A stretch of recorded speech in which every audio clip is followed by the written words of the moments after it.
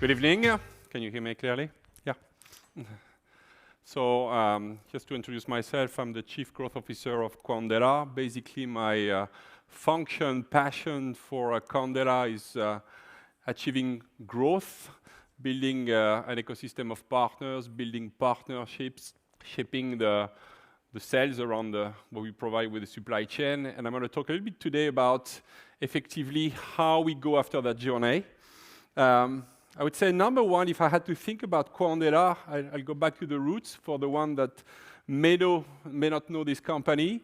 Quandela has been created in 2017, initially by Pascal Sénélard, Nicolo Chomachi, and Valérian Giez. That's a company that was a kind of spin-off of the CNRS. And the offices are primarily based in Paris-Saclay. We have 4 types of offices, production offices, research. We have also now a clean room, just very close to Polytechnique on the Paris-Saclay plateau. And this company has so far raised more than 60 million of funding through 2 major fundraising. What's the purpose of Quandela? Quandela is going through a lot of transformation, but fundamentally we try to achieve 2 things. One is creating the first useful computer. I think you've heard a lot about it, so we're also in that game. We do this with photonic quantum computers, so our technology is primarily light. And we also, at the same time, really put a lot of focus at enabling large organizations to achieve their quantum transformation. Because you've heard a lot about technology today, and we think there are 3 pillars we really need to align together to make this long-term journey successful. One, the technology aspect. We'll talk about fault-tolerant architecture. The second element are the use case and how you enable your ecosystem of partners to create those use cases. We know it's going to be a last-mile innovation. And the last part, we've seen for the last many years with the cloud, the digital transformation, with AI, those waves of transformation which are faster and faster and which are also overlapping against each other. So it's really important to go back to large clients with a kind of transformation way, because we know that these transformations affect the culture, they affect the business processes, they're going to affect the business model, and it takes usually 4 to 5 years for company to go after those items. So it's really a good time now to start thinking about those things and bring them together. As I said, Quandela is transforming. We've been known initially as a single photon source worldwide leader. The core of the innovation started with these light sources. We're providing the best light sources, single photon light sources in the world, and it comes really from a patent we had with Quandela initially, that allows us effectively to provide quantum computer that benefit from extremely good quality of light source. And we moved the company over the next 2 to 3 years to become a full stack quantum computer company, meaning that not only we're providing and we're integrating the light source, the shapers, the optoelectronics, the circuits, and obviously the cryostar. What's very unique with those computers, first, they consume low energy. We are operating at 4 Kelvin for the emission and the measurement of the output. So we're not really in the very, very cold, and we can run our computers at ambient temperature. The second element, the speed of photons. Obviously, we're playing with nanometers. We're operating also within data centers, so it takes less than a week to install those servers into a data center facility. And the supply chain now is quite operational to produce those servers in less than 8 months. We have also, on top of those servers, a layer of software with a framework with Perceval that is an open source framework that allows us not only to control and code and access the servers, but allows you also with upper layers to program in Python, access APIs, or if you need to, effectively use C# and code the core functions of the server. We have simulators. Today we're announcing that we can simulate up to 24 photons, 192 modes. That's the equivalent of 72 qubits, and it's directly accessible within our cloud. And we have in our cloud, over the last year, primarily operated with a server that we call the Mosaic SLR, that was 6 qubits. So I'll make some announcement about how we're upgrading now this type of servers, so we can increase the capacity and the performance. And over the last 6 months, we've delivered 2 quantum computers in the market. So we're also accelerating the production and the delivery. So I was mentioning the framework. You have on the left side basically the cloud framework. So we're generating photons, obviously. We're operating with demultiplexer to align the photons into the circuits. We're measuring after the universal interferometer the output, and within the cryostar, this measurement of the output allows us to bring that information back into a bus that can really be connected to a computer, a server, or even directly consumed in the cloud. We had a first phase that was the creation of this architecture that we call the Mosaic architecture, with the enablement of the computing in the cloud.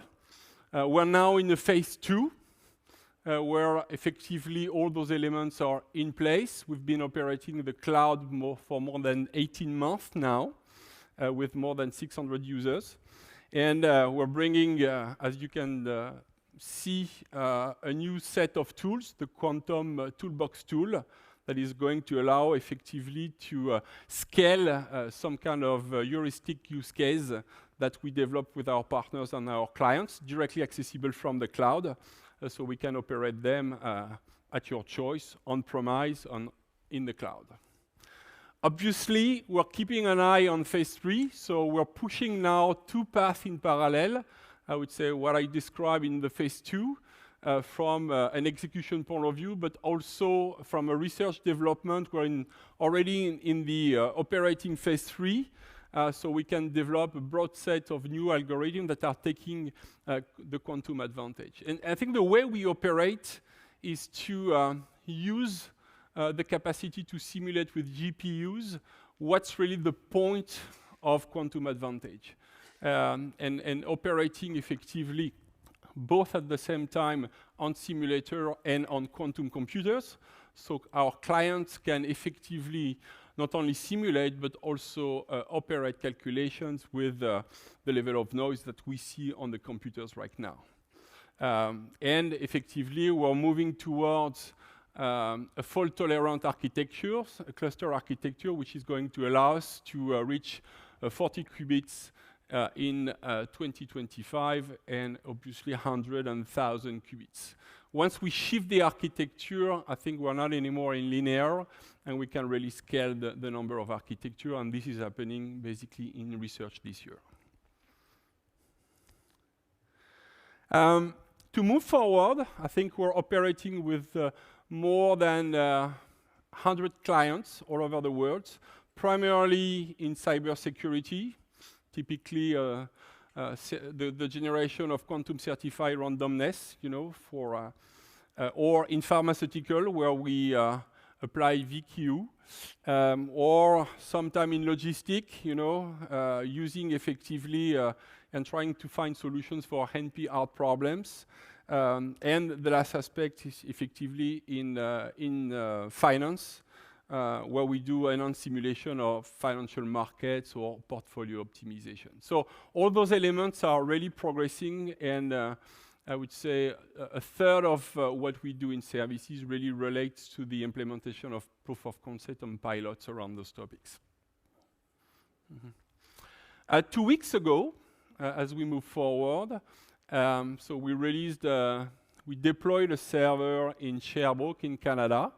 So that's the one you see at the bottom left of the slide. So that's a very elegant server. In fact, Sherbrooke is the valley of quantum innovation in Quebec. And what's very interesting is that when we come with a server, we really think of the notion of hub, economical hub. And when you think about, there are a couple of critical elements which are making those implementations successful. The first one is that in Sherbrooke, you have at the same time a federal and a regional quantum plan. So a lot of focus is done at the public level to enable quantum within the region. The second element is that you want your quantum server in a data center that is eco-responsible. Exaion from the EDF group have implemented this Bellevue data center, not only with energy which are coming from renewable energy, but they're also reusing the energy that they produce to warm up the houses which are around the data center, and more than 500 houses which are there. So we are really looking for opportunities to implement the servers in space where we can demonstrate this notion of eco-responsibility.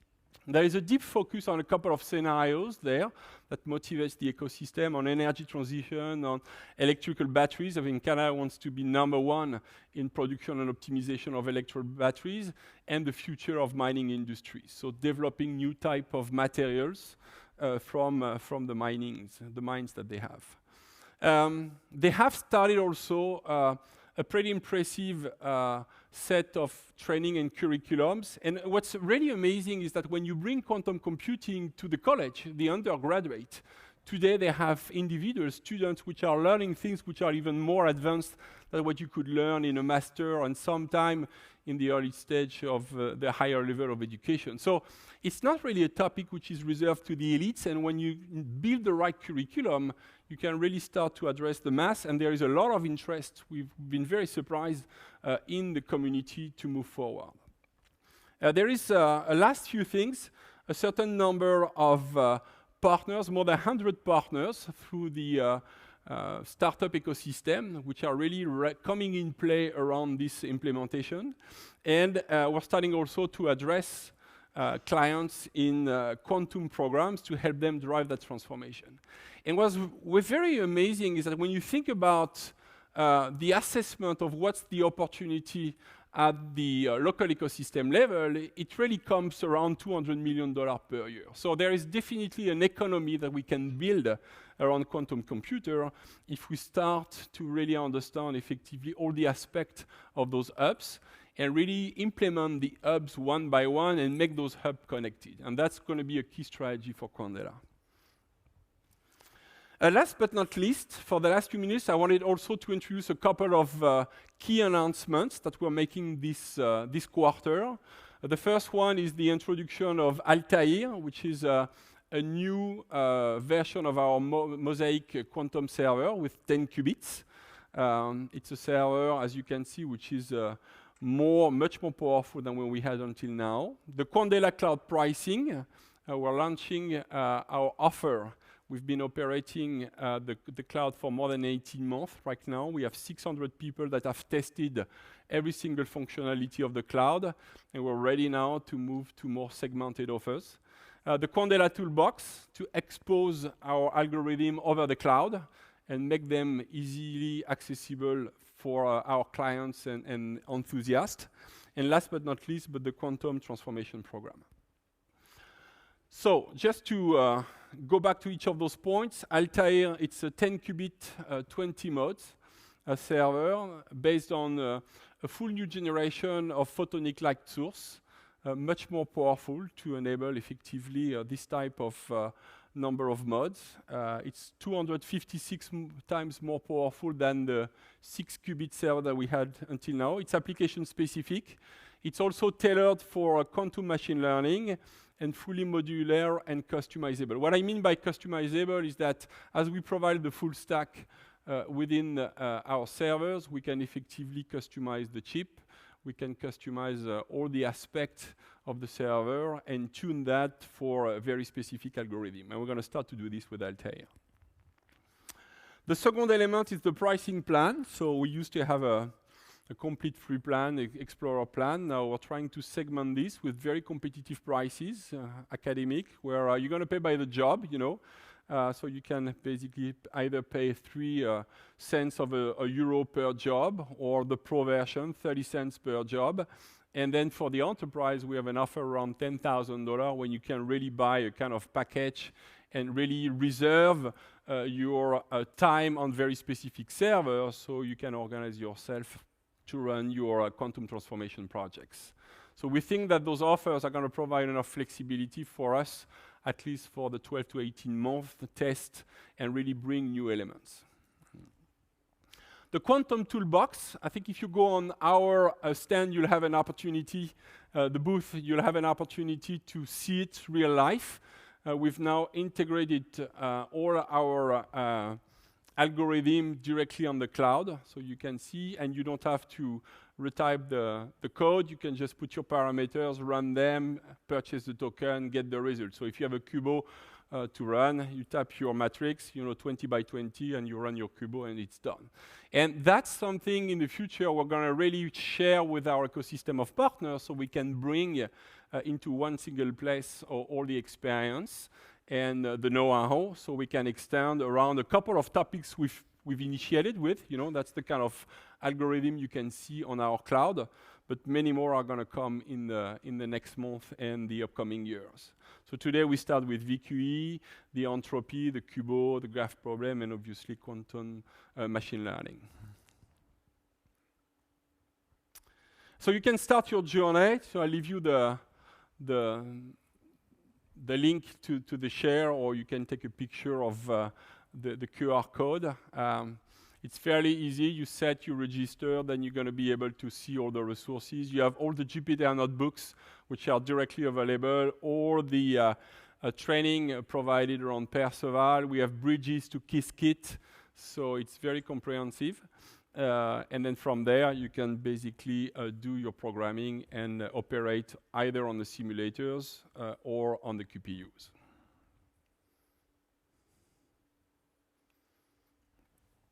Last element, the quantum transformation program. So I mentioned that before. So we're now basically structuring the service aspect of this business, really establishing partnership with, on one side, the data center to get access to the hardware beyond just our own cloud, but also system integrators to help them help clients to transform, so organize proof of concept. It's a kind of traditional approach in terms of discovery. You really need to run workshop, design thinking workshop to identify your use case. You want to move in design phase with POC and pilots, really get into the delivery phase and map the resources needed to do the deployment. And last but not least, operate what we call the accelerate phase, which is enabling our clients also to gain some transfer of knowledge. We've seen that this is not something we're going to leave only with the innovation group or the development team. There are many more people that need to gain knowledge, access, information, and we think that providing a package that we can effectively put at clients' disposal to think about the governance, the operating model, thinking about effectively how they manage their portfolio of use case is going to help them to do the transition in a much more smooth way. Okay, I'll finish by telling you that Quandela is growing. We're planning to double, so we're hiring like crazy, I would say. We have 15 headcount open in marketing, in photonic technologies, in computer science, in software development. So if you're looking for opportunities or know some people who are looking for a job, very exciting with the opportunity to connect with them. Here we go. I'll leave you my name. If you need to contact me, feel free to send me an email or contact me on LinkedIn. We're very customer-centric. We try to respond within a week, And with this, I'll take, because I have 30 seconds, a few questions if you have any. Thank you. Thank you, Xavier. Yes, let's take a few questions quickly. So one question is, how many QPUs have you produced and deployed so far? QPUs or servers? I don't know. Okay, yeah, I think that's a really good question. So we've deployed 2 servers, okay. Outside of Quandela. We have also 2 servers within our own facility plus simulators. Yeah. So what's the difference between server and QPU, just to understand? Oh, sorry, I was thinking qubits. So no, QPUs. Yeah, those are the servers. Ah, Those okay, are- yeah, so- perfect, perfect. All right. And so, looking at one QPU, one server, Yeah. is there a limit to the maximum number of photons you can have on a single QPU, for instance? Yeah, that's a very good question. I think the limits come really from the quality of the source, the single photo source light. So the more you are improving the source light, the more you can create Okay. some photons. Then you can have like multi-source, but then you need to synchronize them. And then as you move to more advanced architecture, you can also untangle those photons together at the source, which is really one of the key things we're going to operate as we develop our approach. Very good. So that's going to help us to move to 40, to 100, to 1,000. Yeah. Ah, okay. And then we're going to cluster the server so we can operate effectively more capacity. Nice. Someone asked a technical question about the photonic detectors. Apparently, they worked at 4 Kelvin, so low temperature. And but do you work on photonic detectors to work at room temperature? Room temperatures? Yes, for the detectors only, because we know that the rest works at room temperature. I'm not a specialist of that part, but I think you need to be at 4 kelvins. Yeah. Because you basically, at least when you generate the photons, you need to be, to get the quantum properties of your photons, you need to be at 4K, and I assume it's the same if you want to do the measurement. Okay. So yeah, those are the two things which are in the cryostat, everything else is at room temperature. Okay. So we'll see if someone managed to. Okay. Anyway, so and finally, what is your maybe you said it, but what is your timeline to obtain a quantum advantage? Or I don't know what it means, but yeah. Yeah, I think so. We're working on this. What's very interesting is that when you are around 25 to 30 photons, that's where you start to reach the quantum advantage. And so we're at 12 photons right now. We're going to go to 40.